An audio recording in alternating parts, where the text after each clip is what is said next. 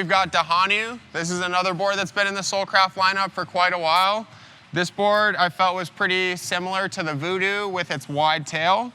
The differences that we're going to have on this one is we've got a little bit of added curvature to the tail of the board, which is going to make it a little bit more inclined to be more carvy, feel a little bit more surfy, and also spin a little bit easier compared to the Voodoo. Also, the nose is pulled into a point compared to the wider nose, and all those changes is what make this board a little bit more agile while still having all the speed and drive off the back foot with this nice wide tail. Also, tons of pop off this nice wide tail.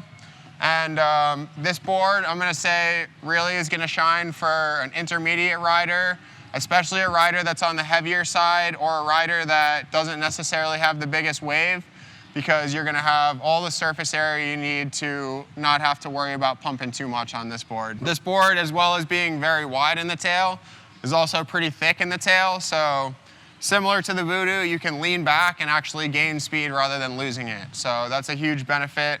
So the rocker, we've got a pretty decent nose flip on this board, relatively flat through the back half of the board.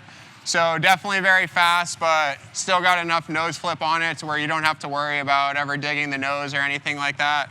Also, the pointed nose helps to keep the nose up out of the water and prevent any nose dives.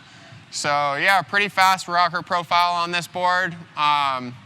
It's not going to want to stay revert. Once you get this thing backwards, it's going to want to spin right back around to regular, which can be good for riders who aren't comfortable in that position.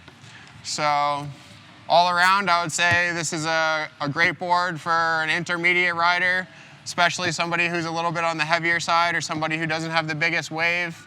And compared to the Voodoo, this board is going to be a little bit more agile and maybe not quite as fast, but still very fast.